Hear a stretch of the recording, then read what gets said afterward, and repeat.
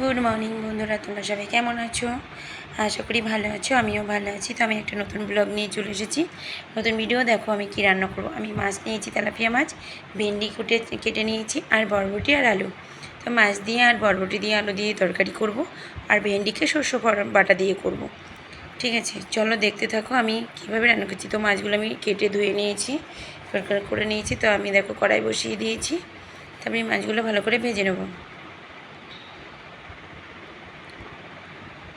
ভালো করে দেখতে থাকো আমি কীভাবে রান্নাগুলো করছি, তোমরা এইভাবে করবে।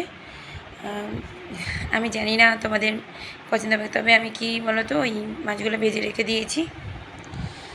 মাছগুলো ভাজা হয়ে গেছে, তো আমি তেলের মধ্যে একটু জিরে দিয়ে দিচ্ছি, আর একটা পেঁয়াজ দিয়ে দেবো। তো একটা পেঁয়াজ কেটে দিলে না, মানে তরকারিটা গ্রানটা অন্যরকম হয়, তোমরা এইভাবে দেবে। তো আমি পেঁয়াজটাকে একটু মোটা মোটা করে দিয়েছি, যাতে গোটা গোটাই থাকে। তারপরে আমি ওগুলোকে প্রথমে আলুটাকে দিয়েছি, আলুটাকে একটু ভেজে নিয়ে তারপরে বরবটিটাকে, যেহেতু কম ভাজবো, বরবটিটা বেশি ভাজলে ওটা একটু কেমন একটা সোডা সোডা হয়ে যায়। তাই আমি একটু ভাজার পরে বরবটিটা দিয়ে দেবো।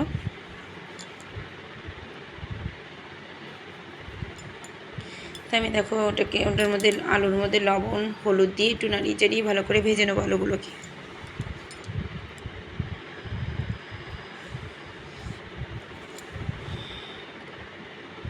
তারপরে দেখো আমি এগুলো বরবটিগুলো দিয়ে দিচ্ছি।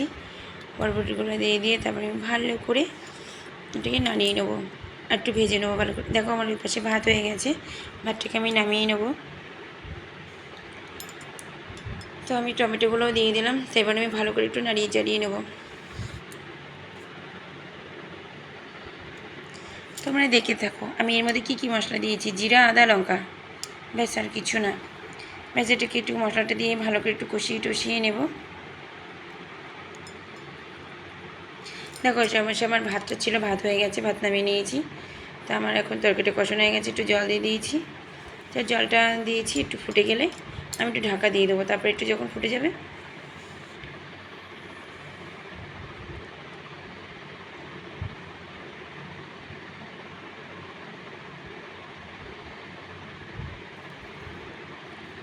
তরকারিটা ফুটে গেছে, আমি মাছগুলো দিয়ে দেবো।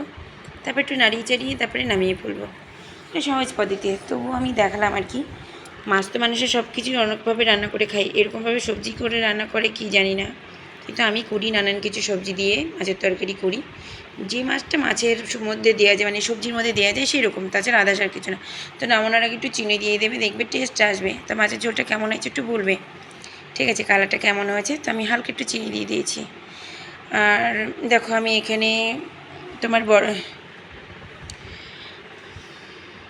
ভেন্ডিগুলোকে কেটে নিয়েছি তো আগেই আমি। তো এখন আমি ভেন্ডি শস্য বাটা দিয়ে করবো। ভেন্ডির মধ্যে আমি শস্য নিয়েছি, জিরা নিয়েছি, আদা, লঙ্কা, ব্যাস। এই কটাকে আমি পাটায় বেটে নেবো। যেহেতু আমি পাটায় বেটে এখনও খেতে ভালোবাসি, মিক্সচার আমি ব্যবহার করি না, আমার আছে তবুও করি না। তো আমি দেখো কড়াই একটু জিরা দিয়ে দিলাম। তো এরপরে আমি একটু তোমার ইয়েগুলো, ভেন্ডিগুলো দিয়ে দেবো, ভালো করে লাল লাল করে ভেজে নেবো। তারপরে মশলা করতে দিয়েছি, মশলাগুলোকে আমি করে নেবো। দেখো এটাকে আমি ভালো করে নাড়িয়ে নেবো, এর মধ্যে হলুদ লবণ সব দেবো।